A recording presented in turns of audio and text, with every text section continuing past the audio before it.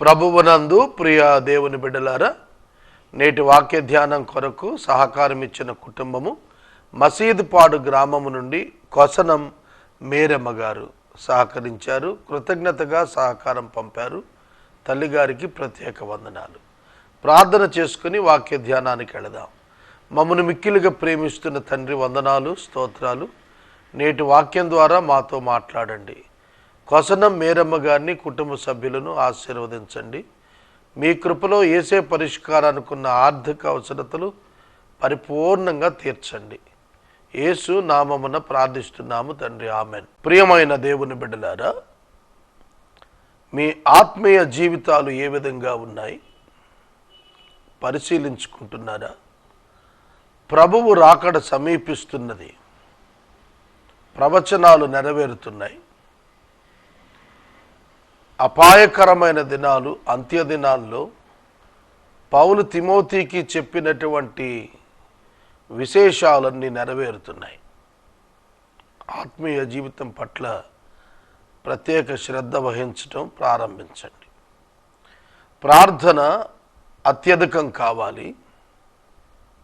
మీ Bible పఠనము వృద్ధి కావాలి. బైబిల్ ధ్యానించండి. నేను ఈ తెల్లవారుజామున తిమోతి 2 పత్రికలు, తీతు పత్రిక, హెబ్రీ పత్రిక 5 అధ్యాయాలు తెల్లవారుజాము సమయమున కూర్చొని ధ్యానం చేశాను. ఎంతో బలం వచ్చింది. ఆత్మీయంగా ఎన్నో విశేషాలు నన్ను ఆకట్టుకున్నాయి. కనుక వాక్యాన్ని నిర్లక్ష్యం చేయకండి. ఆత్మీయ జీవితాలను బలపరుచుకోండి. లూకా శుభవార్త 18వ అధ్యాయం 31వ వచనం నుండి యేసు చెప్పిన మాటలు చదువుతున్నాను. ఆయన తన 12 మంది శిష్యులను పిలిచి, ఇదిగో యెరూషలేముకు వెళ్ళుచున్నాము. మనుష్య కుమారుని గూర్చి ప్రవక్తల చేత వ్రాయబడిన మాటలన్నీ నెరవేర్చబడును. ఆయన అన్యజనులకు అప్పగించబడును. వారు ఆయనను అపహసించి, అవమానపరిచి, ఆయన మీద ఉమ్మివేసి, ఆయనను కొరడాలతో కొట్టి చంపుతారు. 3వ దినమున ఆయన మరల లేచునని చెప్పెను. వారు ఈ మాటలలో ఒక్కటైనను గ్రహింపలేదు. ఈ సంగతి వారికి మరుగు చేయబడిన గనుక ఆయన చెప్పిన సంగతులు వారికి బోధపడలేదు. అద్భుతం. వివరిస్తాను. ఒక పర్యాయం ఇంగ్లీష్లో కూడా చదువుతాను. Jesus taking the 12 and said to them, see, we are going up to Jerusalem, and everything that is written about the Son of Man by the prophets will be accomplished. For he will be delivered over to the Gentiles and will be mocked and shamefully treated and spit upon. And after flogging him, they will kill him. And on the 3rd day he will rise. But they understood none of these things. This saying was hidden from them, and they did not grasp what was said. Beautiful. అద్భుతం. 2 భాషల్లో మనం చదివాం. చాలా విషయాలు ఇందులో మనకు తెలియచేయబడ్డాయి. యెరూషలేముకు వెళ్ళుచున్నాము. మనము యెరూషలేముకు వెళుతున్నాము. అక్కడ మనుష్య కుమారుని గూర్చి ప్రవక్తల చేత వ్రాయబడిన సంగతులు జరగబోతున్నాయి, నెరవేర్చబడును. Jesus confidently telling that it will happen to me. What will happen to me? ఏం జరగబోతున్నాయి? అపహాస్యము, అవమానము, విమ్మివేయుట, కొరడాలతో కొట్టుట, చంపివేయుట, ఇవి సంభవించబోతున్నాయి. మనం వెళుతున్నాము. అర్థమైందా? ఈ మధ్యన ఏలూరు నగరంలో వార్తలలో సంచలనాలు ఏమిటంటే, హత్యాయత్నాల ప్రయత్నాలు, వారు దొరికిపోవటాలు. పోలీసు డిపార్ట్మెంట్ వారు చాకచక్యంగా నిందితులను అరెస్ట్ చేసి జైళ్ళకి పంపటం. ఒక వ్యక్తి మరొక వ్యక్తిని చంపటానికి పథకం వేస్తే అది తెలిసిపోయినప్పుడు నిర్వీర్యం చేసినప్పుడు, ఆ కుట్రను భగ్నం చేసినప్పుడు, ఆ కుట్ర చేసిన వారు పట్టుబడి చెరసాలలకు వెళుతున్నారు. ఇక్కడ చూడండి, మామూలుగా సాధారణంగా ప్రజలైతే హత్యాయత్నం జరుగుతుందంటే ఆ చోటకు పోరు, తప్పించుకుని వెళ్ళిపోతారు. కానీ యేసు ప్రభు తాను చంపబడబోతున్నానని ఎరిగి యెరూషలేముకు వెళతానంటున్నాడు. అర్థమైందా? ఈ మధ్యన ఒక స్వామీజీ యేసు ప్రభువును గుర్చిన వ్యాఖ్యానాలు సోషల్ నెట్వర్క్లో పెడుతూ, యేసుక్రీస్తు ప్రభు పారిపోయాడు, 2 పర్యాయాలు పారిపోయాడు, సరైనటువంటి భక్తుడైతే పారిపోడని వ్యాఖ్యానం చేశాడు. నేను చెప్పాను కూడా గతంలో, యేసుక్రీస్తు ప్రభు వచ్చిందే మరణించడానికి. అయితే ఏ సమయంలో మరణించాలో ఆ పర్టిక్యులర్ టైంలోనే ఆయన తనను తాను అప్పగించుకుంటాడు. సమయం ఇంకనూ రాలేదు కనుక ఆయన ఎవరికి తనను వశం చేసుకోలేదని రాసింది. ఆయన వారి మధ్య నుండి వెళ్ళిపోయాడని రాసింది. కనుక అపార్థాలకు అత్యధికమైన తావిస్తున్న ఈ దినాల్లో వాక్యాన్ని బాగా ధ్యానించడం నేర్చుకోవాలి. యేసు చెబుతున్నారు శిష్యులతో, మనము యెరూషలేముకు వెళుతున్నాము, అక్కడ ప్రవక్తల మాటలు అన్నీ కూడా మనుష్య కుమారుని గురించి నెరవేర్చబడబోతున్నాయి. ఒకసారి మీరు లూకా సువార్త చివరి అధ్యాయం 24వ అధ్యాయం 44వ వచనం మీరు చూడాలని నేను మనవి చేస్తున్నాను. లూకా శుభవార్త 24వ అధ్యాయం 44వ వచనం. యేసు మాట్లాడుతూ, మోషే ధర్మశాస్త్రములోను ప్రవక్తల గ్రంథాలలోను కీర్తనలలోను నన్ను గూర్చి రాయబడినవన్నీ నెరవేరవలెనని నేను మీ యొద్ద ఉండినప్పుడు మీతో చెప్పిన మాటలు నెరవేరినవి అని వారితో చెప్పెను. నెరవేరినవి అని వారితో చెప్పెను. అర్థమైందా?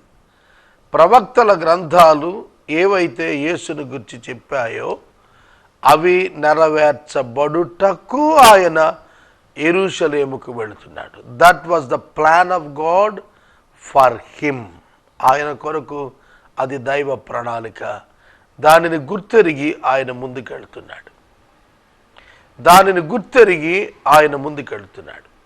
అపోస్తలుడైన పౌలు యొక్క మరణ సందర్భాన్ని గురించి ఒక్క మాట. ఒక దినాన అతడు తన యొక్క సంఘ సభ్యులు, స్నేహితుల మధ్య ఉన్నప్పుడు, ఇదిగో ఇతడు యెరూషలేములో ఈ విధంగా కట్లు కట్టబడి చంపబడబోతున్నాడని అగగు అనేటువంటి ఒక ప్రొఫెట్ ప్రవచించాడు పౌలు గురించి. అందరూ ఏడ్పు మొదలుపెట్టారు. పౌలు అన్నారు, మీరు ఏడ్చి ఎలా నా గుండె బద్దలు చేస్తారు, నేనైతే ప్రభువు కొరకు చనిపోవ సిద్ధంగా ఉన్నాను అన్నాడు. That should be the attitude of A follower of Christ. As Jesus behaved, a believer must behave. కనుక ఒక విశ్వాసి ఏ విధంగా అయితే ప్రవర్తించాలి అనగా, యేసు ప్రవర్తించిన తీరున మరణమునకు భయపడక దైవ చిత్తానికి ముందుకు వెళ్ళేటువంటి ప్రక్రియలో విశ్వాసి జీవించాలి. యేసుక్రీస్తు ప్రభువుకి ఆయనకు సంభవించబోవునవన్నీ ఎరిగే ముందుకెళ్తున్నాడు. ఇవి నాకు జరుగుతాయి అని చెప్పి వెళుతున్నాడు. ఎవరైనా అలా చెప్పి వెళతారా? అయితే ఆయన నేను మరణిస్తాను అని చెప్పి మాత్రమే కాదు, 3వ దినాన తిరిగి లేస్తానని చెప్పి కూడా వెళ్ళాడు. అది విచిత్రం. సాధారణంగా మానవులు తమను హత్య చేస్తారని తెలిసిన స్థలాల్లోనికి వెళ్ళకపోవటానికి కారణం ఏంటంటే తాము మరలా తిరిగి వెంటనే రావనేటువంటి భావన.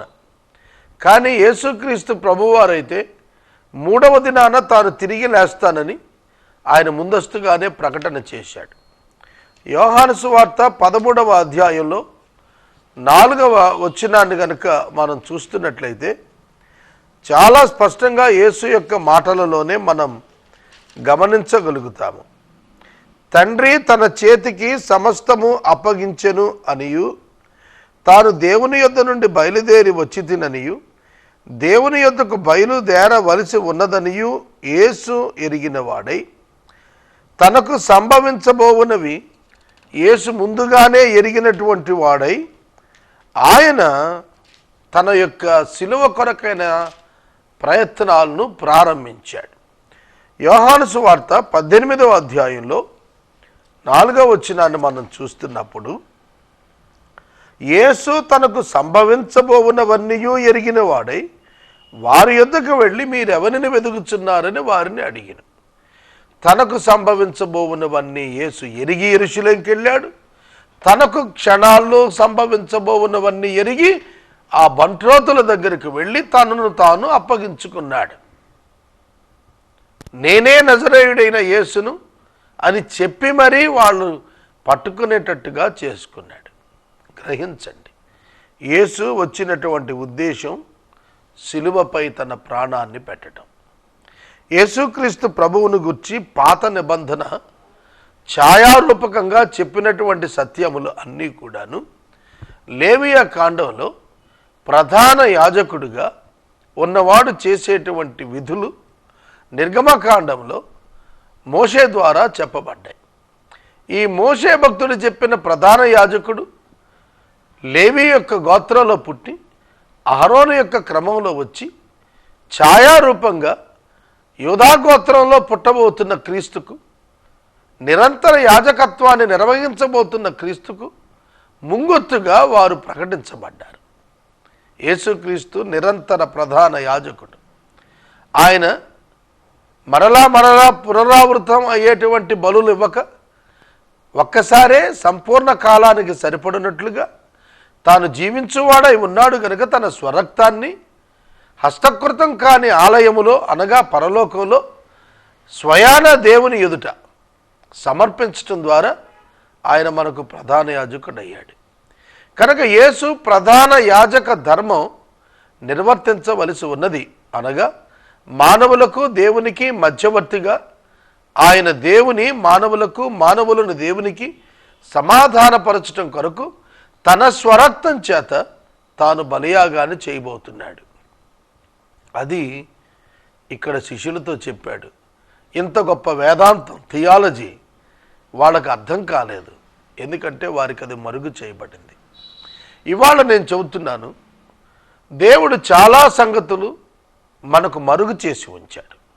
దేవుని నామానికే స్తోత్రం కలుగును కాక. అంత ఎందుకండి? క్రీస్తు యొక్క సంఘం మరుగ్గా ఉంది, ఉనికి కలిగి ఉంది, కానీ బయటకు కనపడదు. అర్థమైందా? ఇవాళ మనం ఆదివారం పూట క్రైస్తవ ప్రార్థన ఆలయాల్లో చూసేది సంఘం కాదు, సమాజం. సంఘం అంతర్లీనంగా ఉంది. సంఘం సార్వత్రికమై ఉంది. సంఘము సార్వత్రికమై ఉన్నది, విశ్వవ్యాప్తముగా వ్యాపించి ఉన్నది. ప్రపంచంలోని అన్ని దేశాల్లో క్రీస్తు యొక్క అదృశ్య సంఘం సజీవంగా ఉంది. ఇది మనం తెలుసుకోవాలి. అలాగే క్రీస్తు యొక్క రెండవ రాకడను గురించి మనం స్పష్టమైన తారీఖును తెలుసుకోలేకపోయాం. అది మనకు అనవసరం, అది మనకు అవసరం లేదు. ప్రభు రహస్యాన్ని ఉంచాడు. అనేక విశేషాలు, లేఖనాల యొక్క నెరవేర్పులు విశ్వమంతా కూడా ఏ విధంగా నెరవేరుతున్నాయో అత్యధికమైన క్రైస్తవ శాతం తెలుసుకోలేకపోయే ఉన్నారు. కొందరు తెలుసుకుని ప్రవచనాలు, అర్థాలు చెబుతున్నారు. ఇవాళ ప్రపంచంలో జరుగుతున్న ప్రతి రాజకీయ సంచలనాత్మక నిర్ణయాలు దేవుని యొక్క వాక్యంలోని ప్రవచనాలను నెరవేర్చడం కొరకు రూపుదిద్దుకుంటున్నవిగా అర్థం అవుతోంది. క్రీస్తు యొక్క రాకడ ఆకాశ మధ్యమానికి జరిగే నాటికి ప్రపంచంలో దశరాజ్య కూటమి వస్తుంది. 10 రాజ్యాలు, యూరోపియన్ 10 కంట్రీస్ ఏకమవుతాయి. ఆ దిక్కుగా ఇప్పుడు పావులు కదులుతున్నాయి.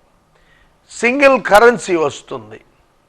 అలాగే ఆ ప్రభుత్వమును ఒప్పుకున్న వారికే సమస్తమైనటువంటి ఏర్పాట్లు అనుగ్రహించబడతాయి. కనుక ఇవన్నింటికీ కూడా రంగాలు సిద్ధం అవుతున్నాయి. మహాత్మా గాంధీ గారు స్వతంత్ర పోరాటం చేసినప్పుడు విదేశీ వస్తు బహిష్కరణ చేశాడు. ఇవాళ మీరు చూడండి, 70 ఏళ్ళు దాటి మనం ఇవాళ స్వతంత్రం పొందాం. Just 1 generation even not passed. మా నాన్నగారు 1938లో పుట్టారు. 47లో స్వతంత్రం వచ్చింది. 9 ఏళ్ళు అప్పుడు నాన్నగారికి. ఇప్పుడు ఆయనకి 79 నుండి 80లో ప్రవేశించాడు. 70 ఇయర్స్ గడిచాయి. ఆయన ఇంకా సజీవంగా ఉన్నాడు మన మధ్య. ఇప్పుడు విదేశీ వస్తు బహిష్కరణ మోదీ గారు ఇస్తే మోదీ గారిని ఇంటికి పంపిస్తారు, కానీ విదేశీ వస్తు బహిష్కరణ చెయ్యరు భారతీయులు. అర్థమవుతుందా? కనుక ఇవాళ మనం లోకాన్ని గమనిస్తున్నప్పుడు గాంధీ మహాత్ముడు తీసుకున్న స్టెప్ ఇవాళ మనం ఇండియన్స్గా తీసుకోలేం. గ్లోబలైజేషన్ వచ్చేసింది. ఈ globalisation is the symbol of second coming. క్రీస్తు యొక్క 2వ రాకడకు ఈ గ్లోబలైజేషన్ అనేది ఒక విశేషమైనటువంటి సూచన. ఇవాళ మతాలు కొట్టుకుంటున్నాయి. భారతదేశంలో మతాల పేరిట చాలామంది కొట్టుకుంటున్నారు. సోషల్ మీడియా వచ్చినాక చాలా వ్యక్తుల యొక్క అభిప్రాయాలు బయటకు వస్తున్నాయి బహిరంగంగా. క్రైస్తవ్యాన్ని తూట్లు పొడుస్తూ మాట్లాడుతున్న అనేక మంది గ్రహించటం లేదు. అమెరికా దేశానికి వెళుతున్నది అత్యధికంగా క్రైస్తవేతర కుటుంబాలే ఇండియా నుండి. అప్పుడు మతంతో ఇబ్బంది రావటం లేదు. నేను ఎందుకు చెబుతానంటే ఇట్లాంటి విషయాలు ఇవన్నీ జరిగిపోతున్నాయి. ఎవరు ఆపలేని పరిస్థితుల్లో జరుగుతున్నాయి. ట్రంప్ గారు గవర్నమెంట్ వచ్చింది. ఇజ్రాయేల్ పర్యటనకు ట్రంప్ వెళ్ళాడు. తరువాత ఇండియన్ గవర్నమెంట్ వెళ్ళింది. కనుక ఇవన్నీ కూడా ప్రాఫెసీస్లో ఉన్నటువంటి నెరవేర్పుల కొరకైన సూచనలుగా బైబిల్ పండితులకు అర్థమవుతోంది.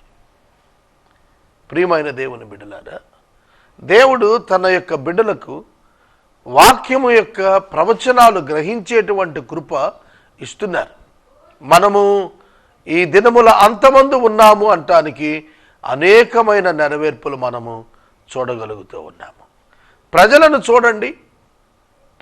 చూడండి. పౌలు తిమోతికి చెప్పినటువంటి మాటలు ప్రస్ఫుటంగా 20 రకాల ప్రజలు మన కళ్ళ ముందు సాక్షాత్కరిస్తారు. మన రాష్ట్రంలోనే ఒక జమ్మలమడుగు అనుకుంటాను, అక్కడ ప్రొద్దుటూరు అనుకుంటాను, అక్కడ ఒక వ్యక్తిని పొడుస్తుంటే చుట్టూ ఉన్న వాళ్ళు వీడియోలు తీశారు తప్ప ఆ వ్యక్తిని గురించి విచారించలేదు. అంత్యదినాల్లో ప్రేమ చల్లారిపోతుంది. అంత్యదినాల్లో క్రూరత్వం పెచ్చురిల్లిపోతుంది. అంత్యదినాల్లో వ్యభిచారం సాధారణం అయిపోతుంది. సొదొమ గొమొర్రా పట్టణాల్లో లెస్బియనిజం, హోమోసెక్షువాలిటీ, గే సిస్టమ్ అమలులో ఉన్నట్టుగా ఇవాళ ప్రపంచమంతా కూడా లెస్బియనిజం,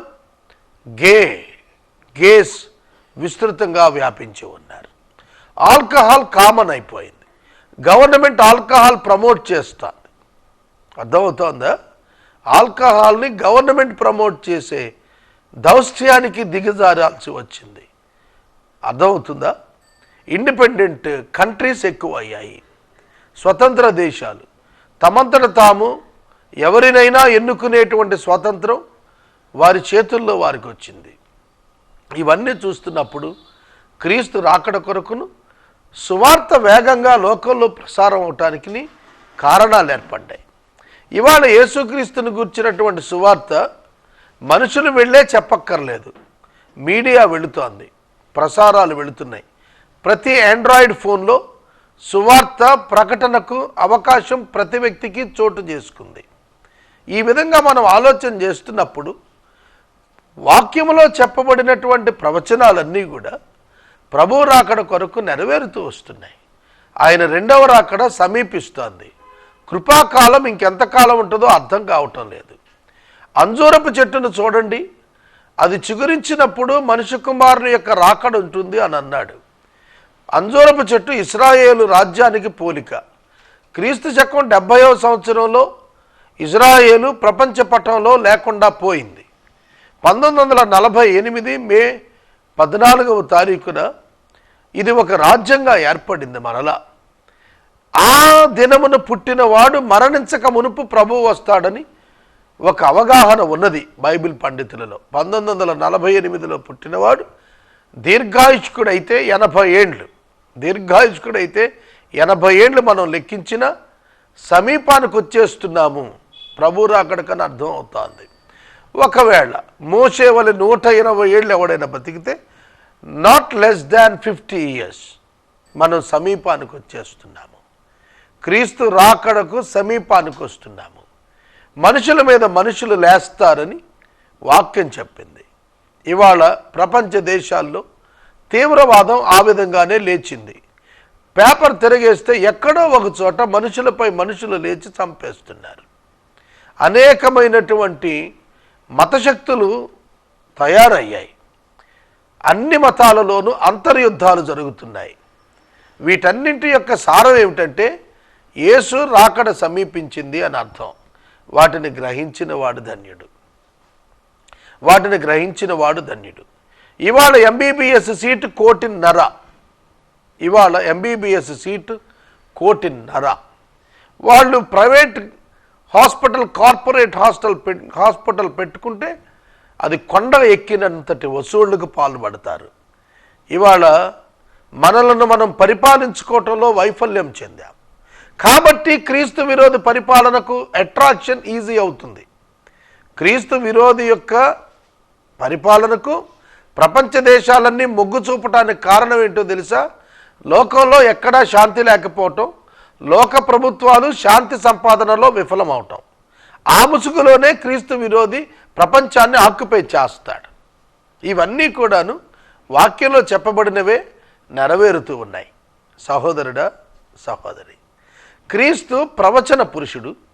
ప్రవచనాలు యేసుక్రీస్తు యొక్క మొదటి రాకడ కంటే కూడాను యేసుక్రీస్తు యొక్క రెండవ రాకడ మీద అత్యధికమైనటువంటి ప్రవచనాలు విశేషంగా చెప్పబడ్డాయి.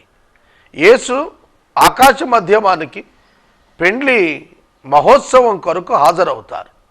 అక్కడ నుండి భూమి మీదకు వస్తారు. ఆ పెండ్లి మహోత్సవంలో క్రీస్తు యొక్క సంఘం పాల్గొంటుంది.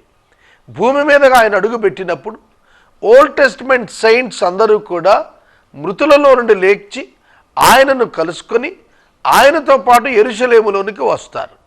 యెరూషలేములో ఆయనకు వ్యతిరేకంగా లేచిన రాజ్యాలన్నింటినీ ఆయన అణగగొడతారు. అపవాదిని 1000 ఏండ్లు పాతాళంలో బంధించి భూమి మీద ఆయన 1000 ఏండ్ల పాలన చేస్తారు. ఆ అనంతరం అపవాది కొద్ది కాలం విడిచిపెట్టబడినప్పుడు ఆ యొక్క హెర్మగద్దోను యుద్ధం సంభవిస్తుంది. ప్రభువు తన శత్రువులను నాశనం చేస్తారు. కడమ మృతులు బ్రతుకుతారు. అక్కడ గ్రంథాలు విప్పబడిన తీర్పు జరుగుతుంది. ఆ తీర్పులో గొర్రెలు మేకలు వేరు చేయబడినట్లుగా ప్రభువు విశ్వాసులను అవిశ్వాసులను వేరు చేస్తాడు. గొర్రెలు నూతన ఆకాశము నూతన భూమికి షిఫ్ట్ చేయబడతాయి, అనగా విశ్వాసులు అక్కడికి మార్చబడతారు. మేకలు అనగా అవిశ్వాసుల గుంపు అగ్నిగుండములో అపవాదుతో పాటు పరవేయబడతారు. మిక్కుటమైన వేండ్రంతో పంచభూతాలు లయమైపోతాయి. ఇది బైబిల్ చెబుతున్నటువంటి భవిష్యత్తు. కనుక నేను మనవి చేస్తున్నాను, Bible is the best book of prophecy. Bible is the true book of true prophecy. Bible గ్రంథం అద్భుతమైన భవిష్యత్తును చెబుతూ వచ్చింది. దీన్ని గుర్తెరగాలి. చివరి దినాల్లో ప్రపంచ దేశాలన్నింటికీ దేవుడు తీర్పు తీర్చబోతున్నాడనేటువంటి సత్యాన్ని వాక్యములో పలుచోట్ల ప్రస్తావన తీసుకుని రాబడింది. కనుక వీటిని గుర్తెరగాలి. మనం వీటిని గుర్తెరగాలి. యేసు చెబుతున్నారు, నేను యెరూషలేముకి వెళుతున్నాను, మీరు నాతో వస్తున్నారు, అక్కడ నేను బంధించబడతాను, నాకు చెంపలు పెరుకుతారు, అవమానపరుస్తారు, అపహాస్యం చేస్తారు, ఉమ్ము ఊస్తారు, కొరడాలతో కొడతారు, చంపేస్తారు. నేను 3వ దినాన లేస్తాను.